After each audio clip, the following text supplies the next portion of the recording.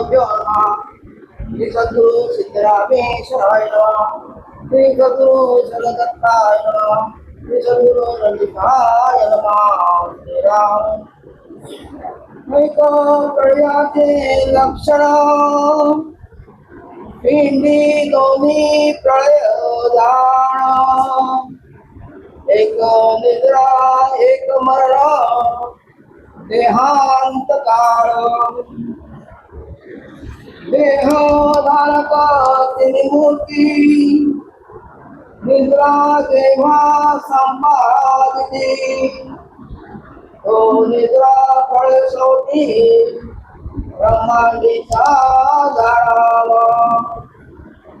तिन्ही मूर्तीचा होईल अंत ब्रह्मांडास मांडेल कल्पांत.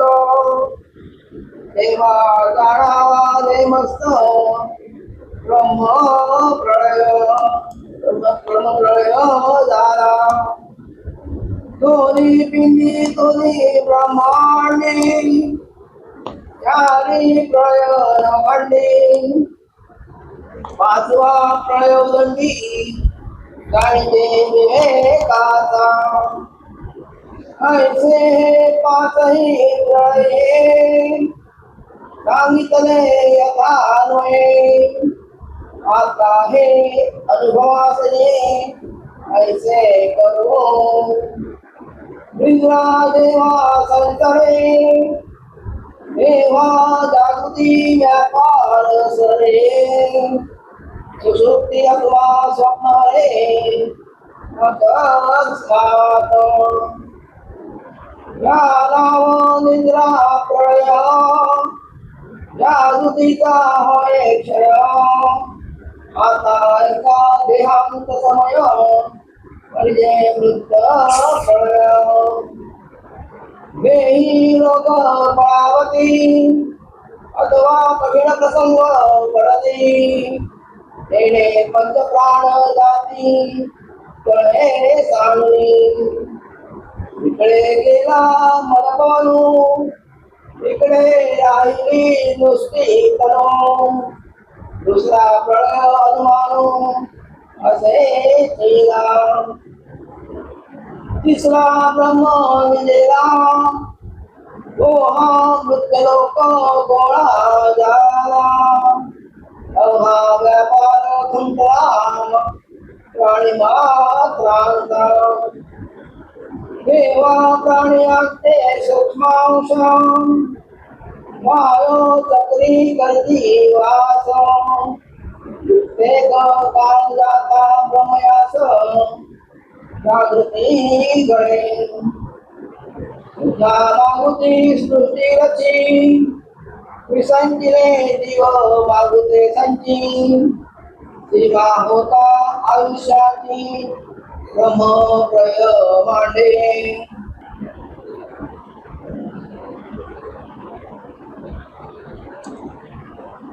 आजचा प्रमुख विषय प्रळय.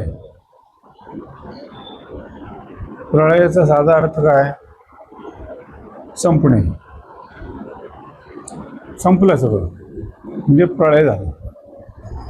आता इथे दोन पुराणे सुरुवातीला सांगितले. निद्रा प्रळय म्हणजे जागृतीचा व्यापार संपला.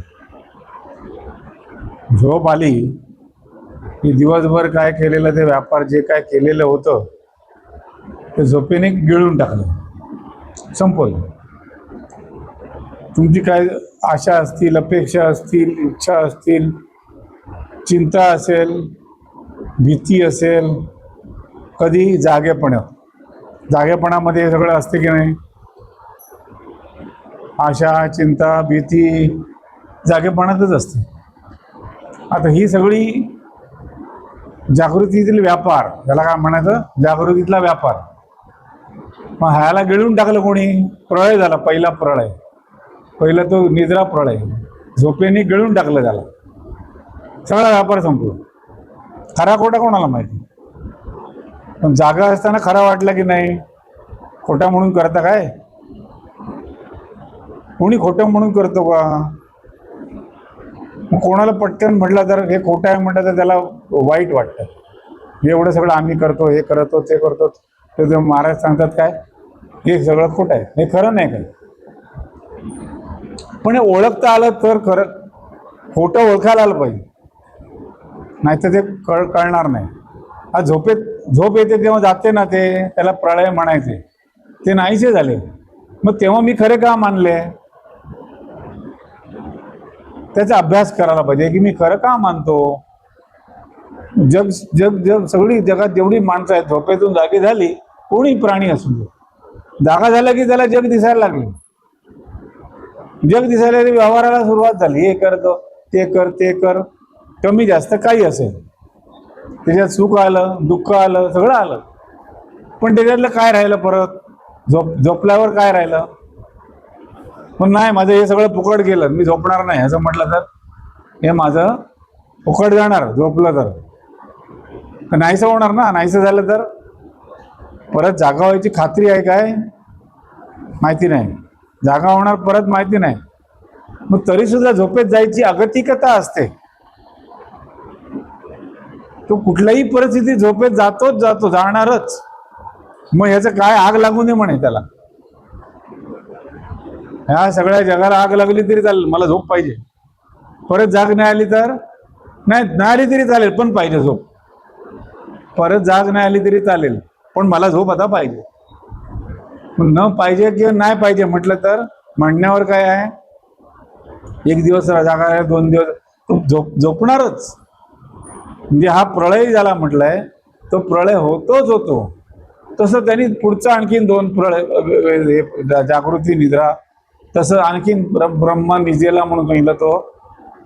म्हणजे ही सृष्टी सगळी ज्याने जे निर्माण होते ते जाणीव आहे, ज्या सृष्टीमध्ये जाणीव आहे, त्याला ब्रह्मदेव असं नाव म्हणायचं, काहीतरी शब्द वापरायचा. तिथे त्या ठिकाणी ती सृष्टी निर्माण झालेली दिसते, ती एकमेकाला संपवत जाते. जशी जशी निर्माण झाली तशी ती एकेकाला खाऊन संपवते. आकाशातून वायू निर्माण झाला, वायूतून अग्नी निर्माण झाला, त्यातून पाणी निर्माण झालं, तर पृथ्वी निर्माण झाली पाण्यापासून. तर ते पुन्हा तो वायूतून अग्नी निर्माण झाला, तो त्या ह्याला पृथ्वीला जाळून टाकतो. ती भटी येईल आतून बाहेरून, आधी आतमध्ये लावारस आहे आणि पृथ्वीच्या पोटामध्ये, आणि बाहेर सूर्य तळपतोय. ते 12 टाइम्स 12 टाइम्स जर सूर्य ताप निर्माण झाला आणि आतून पण अग्नी निर्माण झाला तर ती राख होते, पृथ्वीची राख झाली, होळी झाली सगळी. मग त्याला पाणी पडलं, त्याच्यावर पाणी पडलं तर विरून गेलं, तर ते उडून लावलं वाऱ्याने. मग वारा परत राहिला शिल्लक, काय शिल्लक नाही तिथे. मग हे सगळे जेवढी माणसं होती, काय होती, जीव होते, ते म्हणजे सूक्ष्म रूपात राहतात असं शास्त्र सांगते. शास्त्रामध्ये काय म्हटलंय, ते सूक्ष्म रूपामध्ये शिल्लक राहतात, सूक्ष्मांश. पण सूक्ष्म राहतात. सूक्ष्म म्हणून काय आहे, सूक्ष्म म्हणून ते वायू आहे. वायूच्या अंगी हा गुण आहे, त्याच्यातूनच ते वायूतून ते बाहेर येते, परत त्याच्यातच राहते. ते पुन्हा ते निर्माण करतं, तेव्हा हे सगळं खलास झालं, ते पुन्हा ते रचना निर्माण होते, पुन्हा प्राणी निर्माण होतात, असं होत जाते. म्हणजे जीवभूत सनातन कृष्णाचं वचन जे आहे ते ह्या दृष्टीने होते. आणि हे द्रष्टम तर नष्टम, ते नाहीसे झाले. दिसत होते, काही लोकांना स्वप्नामध्ये काय काय दिसते, जागा झाल्यावर घाबरतात. आता त्याचा काय उपाय करू म्हणून फिरतात जगभर. स्वप्नात मला भीती झाली, काय झालं, काहीतरी दिसलं तर माझं आता ते तसं खरं झालं तर, म्हणून ते कोणाकोणाकडे जाणार, काहीतरी विचारणार आणि कोणावर पण विश्वास ठेवणार. आता तसं झालं तर, तसं स्वप्नात झालं तर, तसं झालं तर काय करू. अरे पण स्वप्नात तुला ते झालं तेव्हा काय केलंस, त्या स्वप्नामध्ये जी तुला भीती वाटली आणि खरं वाटलं ते काही भीतीदायक असेल, तेव्हा तू त्याचं काय करू शकला, काय नाही. मग आता घाबरतो कशाला, काय करायचं होतं ते तेव्हाच करायचं होतं, पण तेव्हा हिंमत नाही खोटं म्हणायची. अशा लक्ष द्या, मुद्दा लक्षात घ्या. स्वप्नामध्ये आपल्याला जे दिसते, स्वप्न जागे झाल्यावर जे दिसते त्याला खोटं म्हणायची हिंमत नाही. वास्तविक ते खरे आहे का? पण खऱ्यासारखा भास होतो की नाही? बघा, लक्ष द्या. खऱ्यासारखा तो भास होतो की नाही? झोपेमध्ये जे दिसते ते जागृतीमध्ये पण तसंच आहे. परत जाग आली त्याला, ते स्वप्न गेलं म्हणतो. आणि आता परत हे दिसते. आता हे जे दिसते हे पण खरेच वाटते हो. ते पण तेव्हा खरे वाटत होतं, आता हे पण खरं वाटतंय. तेव्हा ते खोटं होतं हे आता कळलंय. कधी ही जाग आली तेव्हा समजलं की ते स्वप्न होतं, ते खोटं होतं. ते सद्गुरू जे सांगताय आता आणि तुम्ही जे ऐकताय, की तुमच्याकडे जे ज्ञान आहे, जाणीव आहे, त्या जाणीवेला जर तुम्ही ओळखले, ज्ञानरूप जाणीव, त्या जाणीवेला जर कधी लक्षात आलं, बघितलं की ही जाणीव दाखवते जग खरं नाहीये पण जाणीवेमुळे दिसते, तेव्हा ते लक्षात येईल की हे सुद्धा खरे की खोटे, किती खरे किती खोटे. खोटं म्हटलं तर किती खोटं, खरं म्हटलं तर किती खरं. आणि खरं ठरवलं कोणी हे बघायला पाहिजे. सूक्ष्म दृष्टी घालता आली पाहिजे. खरं ठरवलं कोणी? तर आपल्या ठिकाणी जी चेतन आहे, देहामध्ये चैतन्य आहे, शक्ती आहे, ज्ञानशक्ती आहे, जाणीव आहे, ती देहामध्ये उपजत गुण आहे. हा उपजत गुण आहे. त्या गुणाची ताकद केवढी आहे? तो प्रकाश, त्याला आत्मप्रकाश म्हणतात. आत्म्याचा प्रकाश. ह्या प्रकाशामुळे हे जग दिसते. पण ते प्रकाश जेव्हा हे दाखवते तेव्हा खोटं म्हणायची हिंमत कोणाची होणार नाही. काय कसं म्हणणार, कुठल्या बाजूने म्हणणार खोटं आहे म्हणून? दिसतंय ना. बघा ना, आता तुम्हाला सगळ्यांना काय दिसते? इथे समाधी आहे, काय माणसं बसलेत, कोण आलेत, काहीतरी चालू आहे. हाच भाव आहे ना सगळ्यांना तेच दिसतंय ना. म्हणजे खोटं कसं म्हणायचं? कोण खोटं म्हणण्याची हिंमत आहे? गुरुपुत्रालाही खोटं म्हणण्याची हिंमत येते. तो खरा गुरुपुत्र आहे कोणाला म्हणायचं? सत्शिष्य. सत्शिष्याचं हे लक्षण आहे. सत्शिष्य हा खरा गुरुपुत्र. म्हणजे तो गुरुचं वचन काय, की ते तुला जे दिसते ते तुझ्या जाणीवेमुळे दिसते. तुझ्याकडे चैतन्य आहे, जाणीव आहे, त्या जाणीवेमुळे जग दिसते. जाणीव नसेल तर जग दिसेल? आपण आहे असे कळलेच नाही तर जग कळेल का? जग आहे का नाही म्हणून? कशावरून जग आहे? पहिलं तू आहेस. तुझ्या ठिकाणी तू आहे असं जे कळते, तुला जाणीव आहे, ते पहिलं आहे. ते यायच्या आधी जग नाहीये, त्याच्यानंतर जग दिसते. बघा तुम्ही लक्ष देऊन, हे जग त्याच्यानंतर दिसते. मग त्याच्यात सगळी ही माझी वस्तू, ती माझी वस्तू, काय असेल, पैसा अडका, जमीन जुमला, काय गाडी घोडा काय असेल ते सगळं त्याच्यात दिसते त्याला. आणि ते जाऊ नये ही भीती आहे. ते राहावे आणि आपण पण राहावे. भीती कशामुळे येते? ते जाऊ नये, ते राहावे आणि हेही राहावे, ही आशा आहे. पण ही आशा किती जरी बाळगली, हरकत नाही बाळगायला ना, आशा बाळगायला काही हरकत नाही. पण क्रिया कर्म धर्म, आशा कितीतरी बाळगली तरी हे क्रिया कर्म धर्म जेवढे आहेत ते खरे खरे खरे म्हणून करतात ना. खोटं समजलं तर कोण क्रिया धर्म करेल? हे खोटंच आहे, सगळं कळलं. मग क्रिया धर्म कुठे आला? कशाला करू काय मी? मला माहिती आहे ते खोटं आहे. म्हणजे हे कोणाला कळते? पण गुरुपुत्राला फक्त कळू शकते, सत्शिष्याला ते कळू शकते. अंतर्निष्ठ भक्ती ज्याची आहे त्याचा भाव अंतर्निष्ठ आहे, बाह्य नाही. बाहेर तो काय कसा करतो, काय करतो, ज्याची अंतर्निष्ठा पक्की आहे त्यालाच हे दिसते दर्शन. काय दर्शन देते त्याला अंतरातून हे बाहेर पडते, हे दिसते. दर्शन काय? हे दर्शन आतून बाहेर जाते, हे त्याला दिसते. बाहेरून आत येत नाही कधी. तो द्रष्टा आहे. तोपर्यंत द्रष्टेपणा त्याच्याकडे आलेला नाही, तोपर्यंत हे कळणार नाही. ही छाप पडलेली आहे. छाप कसली? खरेपणाची. कोणी पाडली छाप? जाग आल्याबरोबर ती शक्ती, आत्मशक्ती, आत्मप्रकाश तो पसरत गेला, पसरला तो, न विचारता पसरला. त्याची ताकद केवढी आहे बघा. जादू, जादू म्हणजे जादू काय, काय चमत्कार, हा मोठा चमत्कार आहे. त्याची ताकद भयंकर आहे. कळायला देत नाही आपल्याला, कळायलाच देत नाही. Sir sir sir sir sir पसरत. सूर्याचा उजेड बघा, हा आतला उजेड लक्षात येत नसेल तर बाहेरचा उजेड बघूया आपण. आतला उजेड बघणं जरा कठीण आहे, पण तो प्रयत्न करायला पाहिजे. जसं सूर्याचं उजेड 5, 5:30, 6 काय म्हणजे त्याला म्हणतो आपण उजाडलं नाही अजून, झुंजूमुंजू झुंजूमुंजू झालं, म्हणजे उजाडलं नाही, पूर्ण सूर्य प्रकाश आलेला नाही अजून. म्हणजे काय, रात्रीचा अंधार तुटलेला नाही अजून, काळोख पूर्ण काळोख आहे. आणि अचानक लक्षात येते की पटकन काळोख तुटतोय आता. लक्ष द्या काय म्हणतो ते. अचानक काय लक्ष बघतो आपण, काळोख आता तुटतोय. आता काळोख तुटतो तो उजेडामुळे ते कळतं की नाही. त्या काळोखात उजेड, जरासा उजेड आला त्याच्यामुळे आपण म्हणतो की काळोख तुटला. आता तो सर्व विश्वव्यापी काळोख होता समोर, तो काळोख तुटलेला, तो प्रकाश, ते बघायला आपण कुठे उभे होतो. ते बघताना आपण कुठे उभारून बघितलं, आकाशात उभे होतो का डोंगरावर उभे होते म्हणून तिकडून दिसला. पसरलाय सगळीकडे, काळोख सगळीकडे पसरलेला आणि तुटतोय तो.